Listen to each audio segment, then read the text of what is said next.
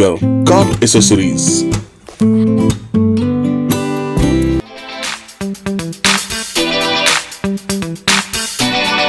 सच तो ये है, जिंदगी हो या कार, बिना एसेसरीज के उजड़ी हुई लगती है, मजा नहीं आता भाई साहब। और ये बात जब समझ में आ जाती है तो स्पीड पर अपने आप ब्रेक लग जाता है। तो आइए ना स्पीड ब्रेकर पर, यानी कि कार के नायाब और आरामदेह एसेसरीज के कलेक्शन पर। Speed breaker car accessories, shop number 13, Malik complex, opposite Seva hospital, Nabiganj, Barabanki. Contact number 7860079970, 9455288786।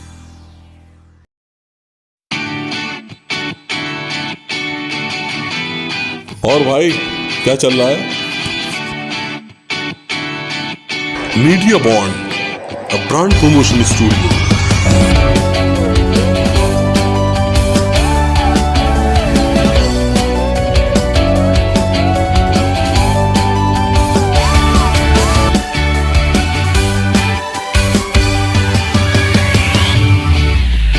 Power का चल रहा है। हाँ,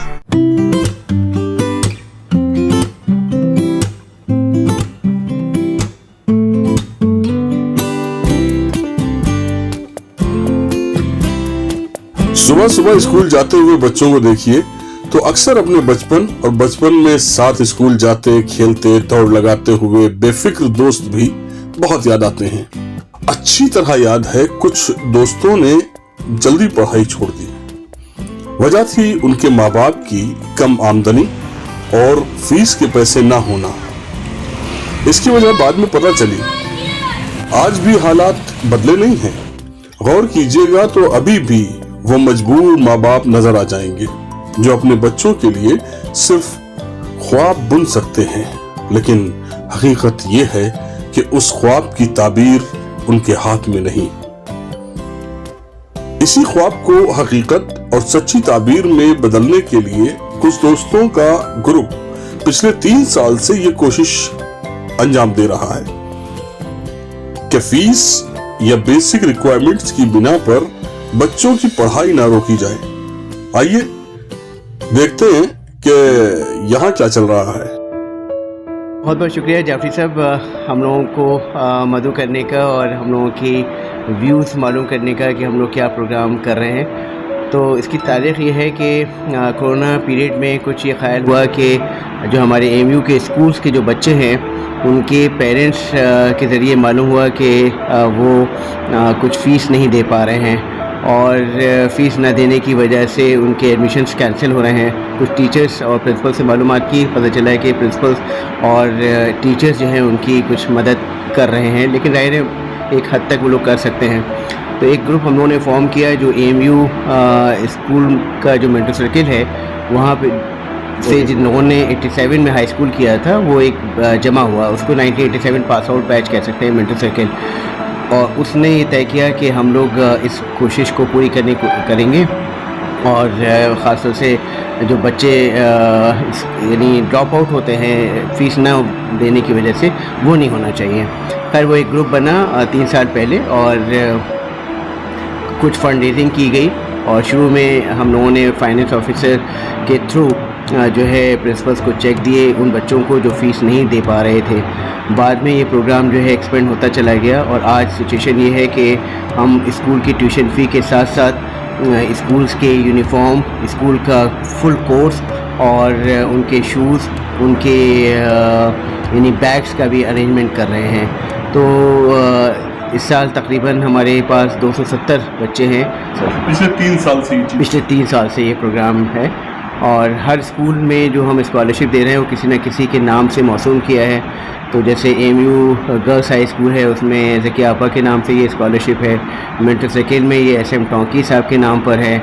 इसी तरह से कालीपाड़ा में जो स्कूल है वो ये हमारे ख्वाजा हलीम साहब के नाम पर है और जो सिटी हाई स्कूल है वो राजा महेंद्र प्रताप साहब के नाम पे। तो कुछ न किसी सिग्निफिकेंस की वजह से ऐसे ही जो अब्दुल्ला नर्सरी स्कूल है वो सायरा बानो के नाम से ये स्कॉलरशिप है।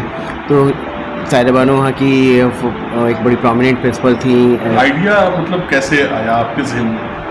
आइडिया क्या, हम लोगों ने 87 बैच का एक व्हाट्सएप ग्रुप बनाया था, तो उसमें मैंने सारे सेक्शन को कंबाइन कर दिया था। तो ये हुआ कि अब ग्रुप बन गया है, इस उम्र में क्या किया जाए, उम्र तो ये नहीं खेलने कूदने वाली अब। तो फिर ये आइडिया वहाँ से आया कि स्कूल को सपोर्ट किया जाए, मिंटू सर्किल को पहले।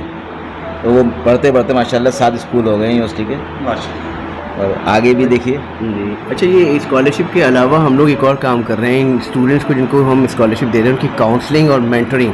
और काउंसलिंग के लिए भी हम लोगों ने प्रोफेशनल जैसे क्लिनिकल साइकोलॉजिस्ट हैं उनको हम लोगों ने इंगेज किया। ऐसे ही ऑस्ट्रेलिया में एक प्रोफेशनल काउंसलर हैं, उनको हमने इंगेज किया। तो ये इन स्टूडेंट्स की जो है ओवरऑल डेवलपमेंट के लिए भी हम लोग कोई खाली ये नहीं कि हमने इनको स्कॉलरशिप दे दी, बल्कि उनको जो स्टेज फियर है उनका जो ओवरऑल डेवलपमेंट हो सकता है, उनके लिए क्विज कंपटीशन कराना, ऐसे राइटिंग कंपटीशन कराना। उसके अलावा कुछ और ऑर्गेनाइजेशन से भी हम लोग MOU कर रहे हैं। रिसेंटली हम लोगों ने रहमानी 30 से भी एक कोलैबोरेशन किया है, ताकि हमारे जो स्कॉलर्स हैं वो IITs और नीट और एम्स के एग्ज़ामिनेशन को क्वालिफाई कर सकें। तो एक बच्चा हमारा उसमें रहमानी 30 में इस साल एडमिट हो गया है। और भाई क्या चल रहा है? अब आइए सिक्के का दूसरा पहलू देखते हैं। कूड़ा करकट उठाते हुए ये बच्चे किसकी जिम्मेदारी है? सरकार जहां बच्चों की फ्री एजुकेशन के लिए तमाम दावे करती है, वहीं ये भारत का मुस्तकबिल कूड़ा बीनने में ही अपनी जिंदगी बिता रहा है और हर पल को अपने हिसाब से खुशगवार बना रहा है। सुबह सुबह स्कूल जाते हो, आते कितने बजे हो? आइए इस सिलसिले में मुलाकात करते हैं मोहम्मद अहमद से, जो उत्तर प्रदेशीय जूनियर हाई स्कूल शिक्षा संघ अलीगढ़ के जिला अध्यक्ष हैं। हमारे भारत का जो संविधान है उसमें कहा गया है कि 6 से 14 आयु वर्ग के बच्चों को फ्री एंड कंपल्सरी एजुकेशन मुहैया कराना सरकार की जिम्मेदारी है। और जब सरकार की जिम्मेदारी है तो सरकार की पूरी जिम्मेदारी होनी चाहिए कि स्कूलों में कितने टीचर हैं, कितने बच्चे हैं, उन पे कितने टीचर होने चाहिए। इसके लिए RT एक्ट 2009-2010 में लागू हुआ और पूरे प्रदेश में लागू हुआ। उसमें कहा गया कि हर प्राइमरी स्कूल में मिनिमम 2 टीचर, 2 शिक्षक, और हर जूनियर स्कूल में 3 शिक्षक होना अनिवार्य है। ये RTE एक्ट का रूल है। अब एक तरफ संविधान कहता है कि फ्री एंड कंपल्सरी एजुकेशन बच्चों को मुहैया कराई जाए, तो उसके लिए सरकार की तरफ से नुमाइंदा होता है जिसको कहा जाता है बेसिक एजुकेशन ऑफिसर। हर ज़िले में एक होता है। उनकी जिम्मेदारी होती है कि उनके अंडर में जितने स्कूल ज़िले में चल रहे हैं उन सभी स्कूलों में बराबर के शिक्षक हों, तभी तो शिक्षा सही दे पाएंगे। सही बात। लेकिन हमारे जनपद अलीगढ़ में इस वक्त लगभग 300 स्कूल ऐसे हैं जहाँ पे सिंगल टीचर ही मौजूद हैं। तो एक स्कूल में उस सिंगल टीचर की जिम्मेदारी क्या है? मतलब बच्चों को पढ़ाने की जिम्मेदारी है पूरी तरह से? नहीं तो पहले तो सवाल उठता है कि सिंगल टीचर बच्चों को पढ़ाएगा कैसे? हाँ, मैं यही अर्ज कर रहा हूं। जब RTE एक्ट कह रहा है कि 2 टीचर होने चाहिए, तो सरकार की जिम्मेदारी है कि हर सभी स्कूलों में 2 टीचर दे। दूसरी बात, यानी कि पोस्ट खाली है? बिल्कुल पोस्ट खाली है। साफ साफ कहा स्कूलों में आज सारा ऑनलाइन सिस्टम लागू है। बेसिक शिक्षा परिषद में ही नहीं, पूरे यूपी में मानव संपदा पोर्टल लागू है। मानव संपदा पोर्टल पर हर टीचर का डेटा है, पूरे यूपी के टीचर का डेटा है।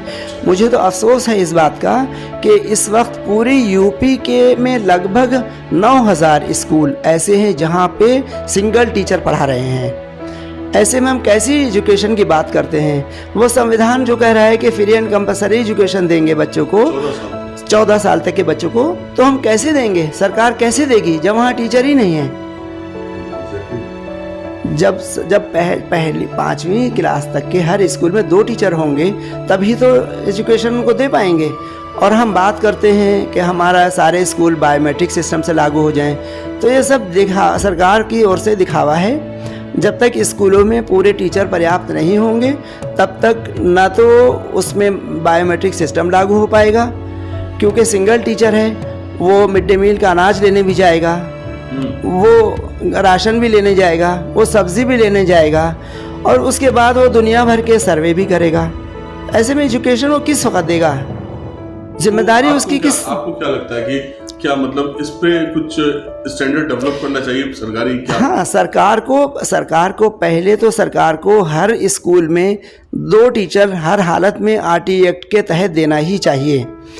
उसके बाद उन स्कूलों में जितने बच्चे हैं उनकी 35 के रेशियो के आधार पर हर स्कूल में टीचर की तैनाती होनी चाहिए। उसके बाद फिर बात करी जाए कि हम जो है बायोमेट्रिक सिस्टम तैयार कर रहे हैं, हम बच्चों को एजुकेशन दे पा रहे हैं। ऐसे हम कैसे कह पाएंगे हम बच्चों को एजुकेशन दे पा रहे हैं? आपको तो सुनकर ताज्जुब होगा कि जनपद में लगभग 30 से 35 स्कूल और पूरे प्रदेश में लगभग 300 से 400 स्कूल ऐसे हैं जहाँ पे चपरासी पढ़ा रहे हैं। क्या आप सोच सकते हैं उस स्कूल की एजुकेशन क्या होगी जिस स्कूल में चपरासी पढ़ा रहे हों? और हमारे जनपद में बेसिक एजुकेशन ऑफिसर बहुत कर्मठ हैं, बहुत अच्छे हैं, और हमारे स्कूल में ज़िलाधिकारी भी बहुत ज़्यादा होशियार और अक्लमंद अच्छे ज़िलाधिकारी आए हैं। लेकिन एजुकेशन का जब हाल देखते हैं हम तो बताइए ऐसे ज़िले के क्या हालत होगी जहाँ पे 30 स्कूल ऐसे हों जहाँ पे चपरासी पढ़ा रहे हों, शिक्षक वहाँ पर नहीं हो? क्या वो एजुकेशन संविधान का हक पूरा हो पाएगा? क्या उस बच्चे को पूरा हक मिल पाएगा एजुकेशन का? बच्चों की एजुकेशन को लेकर एक तरफ सरकार के बड़े बड़े दावे तो दूसरी तरफ स्कूल्स में टीचर का ना होना, यानी कि पेपर वर्क तो शायद पूरा हो मगर जमीनी हकीकत कुछ साफ नजर नहीं आ रही है। प्रोग्राम को देखने के बाद आप भी अपने कमेंट जरूर दें जिससे कि एजुकेशन प्रोसेस हर तरफ सही हो सके और हमारा मुल्क एक एजुकेटेड मुल्क कहलाए। इस एपिसोड के स्पॉन्सर थे स्पीड ब्रेकर कार एसेसरीज।